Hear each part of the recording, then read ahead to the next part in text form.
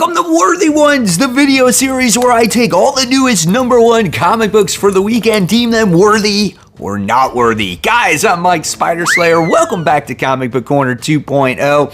If you love daily comic book content, if you love me helping you make decisions on what comic books to buy, I think you guys came to the right place. So why don't you consider hitting that subscribe button? It's definitely much appreciated. So before we get into this week's video, I just gotta give a quick shout out. Newest Kickstarter that is out that only has 4 days left to go. It's called Lords of LA. This is issue 2. He has made his goal, but we're looking for a little bit more here, guys, so we can reach those stretch goals.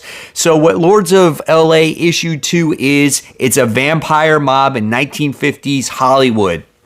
The main character, by the name of Lena, returns after 60 years to take revenge on the vampire mob bosses that turned her into a vampire to begin with. So you guys might want to check this out. I think you'll have a lot of fun with it. And I just want to say good luck to Frank as well as this Kickstarter concludes. X-Men Blue Origins issue 1. Now this book is written by Simon Spurrier and the art is done by Marcos Toe. I thought the artwork in this book is really good. It's bright, it's vibrant, the colors are absolutely outstanding, right? Facial expressions and all the characters look great. It's just a pretty book to look at while you're reading it, right? And there's definitely a lot of story to be told in here, so don't read a bunch of comics and then read this when you're exhausted. Make this the first comic, make sure it's in the silent room, because this is a book that has a lot going on. And this is basically a retcon story on how Nightcrawler was born. And when you find out the outcome of this story, you're going to be like, holy cow. I think they did a really nice job with it, but there was a lot in this issue, okay? I mean, you got a whole page explaining what Mystique can and can't do with her powers. And basically, all the memories that she's had in the past has been kind of I guess jumbled up because of Xavier, and based off of what happened in the gala event, her mind has been completely messed up on the birth of her son, and all she remembers in here is, where's my baby, and her memories have been coming and going. And basically, again, this is a retcon. This is how Nightcrawler has been conceived and how he's in this world, and it kind of fits because it's the relationship between Mystique and Destiny. So pretty good retcon in my opinion. So I'm going to deem this book worthy. Definitely worth the pickup. Yes, it's a little bit pricey. It's extra pages, but this is not some cheesy thing where you don't get a solid story. I felt like this was a well thought of plot, and it kind of makes sense for the character of Mystique. So after reading this one, I'm going to give this one a B+. Not perfect, but it was really solid. I actually had to read through this book twice because, again, there's a lot that goes on and you got to take your time in reading it. But definitely, I suggest picking it up. This is probably one of the best X books that I've read in quite a while, besides the X-Men Shadow Cat or Kitty Pryde issue where she wound up killing all the AIM soldiers. Titans Beast World issue 1. This is a 48-page comic for $6, written by Tom Taylor, artwork done by Ivan Reis. This book looks like $1 million, man. The characters look absolutely awesome. Again, there's bright and vibrant colors in this comic book as well. You can just see the terror and the concern on the characters' faces when bad events are happening in here. We got this creature in here, which is an evil starro. It's called the Necro Star. It looks great, man. And this book definitely surprised me. You know, when I did read this comic book, this is the reason why I liked Tom Taylor's writing to begin with, because he wrote all these great, like, end of the world scenarios, like Deceased, right? A very good book. He wrote the DC book, the alternate universe, the video game one. I totally forgot what that's called. But those were the books that I fell in love with his writing. And the books that I don't like was like his Suicide Squad so much, Superman, Nightwing is very much fallen off for me. It's like his ongoing series. But when he writes like these end of the world, apocalyptic type of books, they're really good. And this first issue was really good.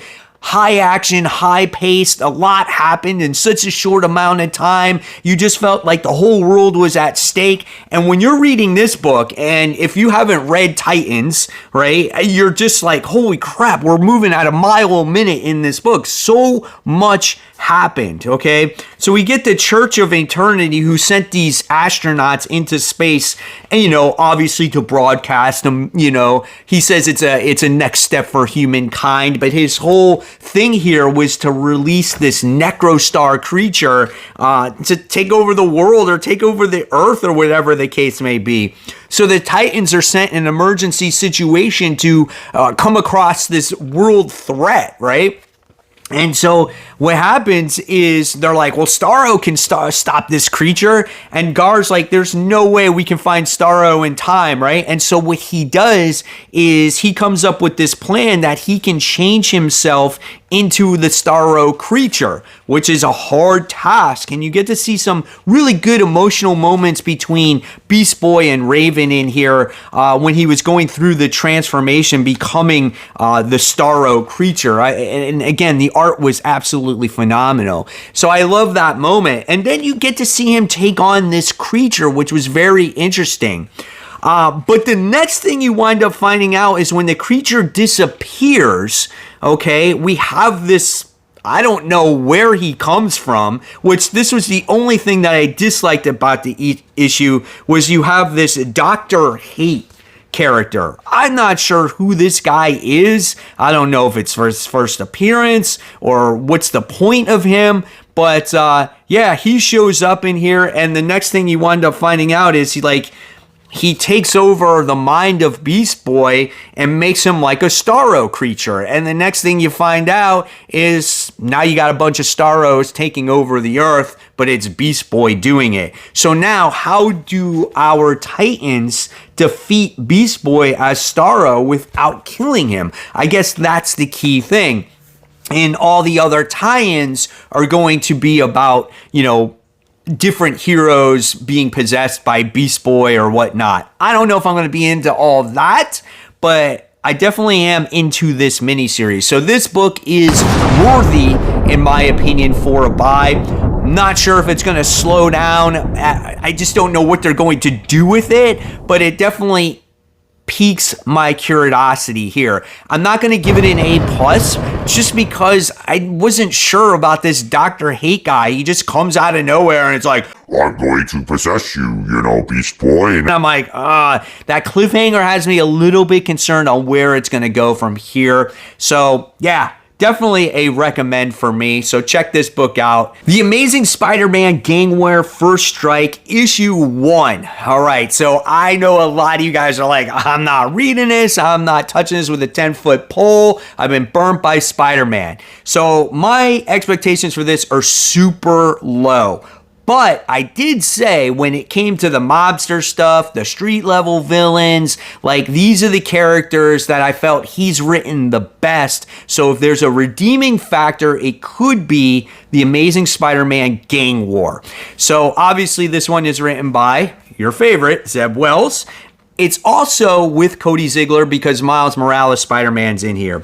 Joey Vasquez is the main artist. You do get a secondary artist towards the end, Julian Shaw. You can definitely tell the art change as you get to the end of this book, but the overall artwork in this book is really good. I love how the characters come to life. Their expressions are great, over-exaggerated poses, just a lot of stuff in here where as a comic book fan, Spider-Man fan, you can appreciate all the cool stuff that you're looking at in this book. It's so awesome. I love Hammerhead, how he like hooks up with this chick and stuff like that. It's just good, man. It's just good stuff, okay?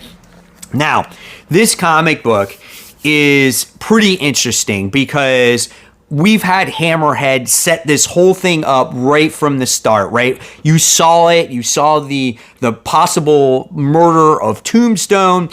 We get to see all it. We got to see the death of Madame Mask. And I'm letting you know that there is potential spoilers in this particular review, just so I can get my thoughts out. So if you haven't read your copy, go read your copy. So what happens in this comic book is that now that everything is a mess, Hammerhead actually wants to take control, right? And we see that Janice, who is the Beetle right now, Tombstone's daughter, wants to actually have a seat in the gang. And Hammerhead's like, no, you can't have that, but I'm going to give you an ultimatum. You can be part of this gang if you kill the son. Is it Randy? Right? Randy, Robert, whatever the frick his name is. And you actually almost get to see that actually happen in the comic book. And at that point, you're like, oh my God, this is super dark. Is she going to do it? Is she going to go through with that? So you have to read it to find out, right? And so it's like, oh my gosh, it's so incredibly intense. Then something really bad happens in this comic book to a particular character, right? And then at the end, you wind up seeing something that happens with Hammerhead. And you're like, oh my gosh. So now, based off of what happens to Hammerhead in this comic, it all becomes this huge gang war. There was something special that was going to have to make Gang War a readable, serviceable, a book to get you excited. And the plot twist that happens in this comic book, it definitely makes it worthy.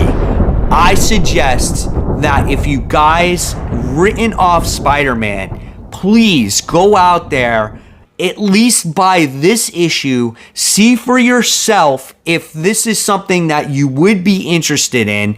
Maybe stay away from the tie-ins, maybe read the main storyline, but this was a great book. This is a phenomenal read. This is just right up there, maybe not if better than the Kraven storyline, because I feel like this is more of an original story. They even allude to the past Gang War in here, and it was really, really good, guys. So definitely pick this book up. I'm giving this one an A+. This was surprising at all levels, and it's violent. It's dark. Wow.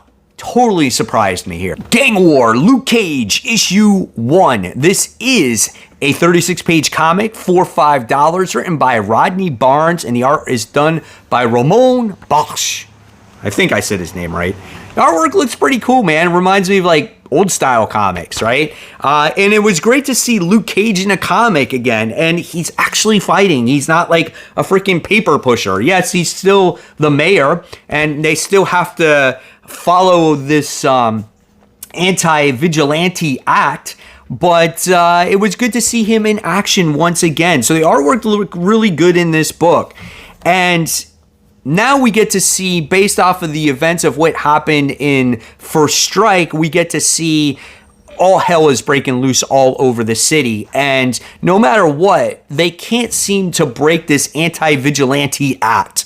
And the heroes can't go in and save the day, and they're trying to put together another Thunderbolts type of team, and it hasn't been successful yet. And Luke Cage feels like he has to be part of something besides just the mayor again. So what happens in this comic is you wind up seeing him don a new costume, and obviously it's not the same traditional costume that you've seen before. It was cool seeing him meet up with other people from his past, which is really cool.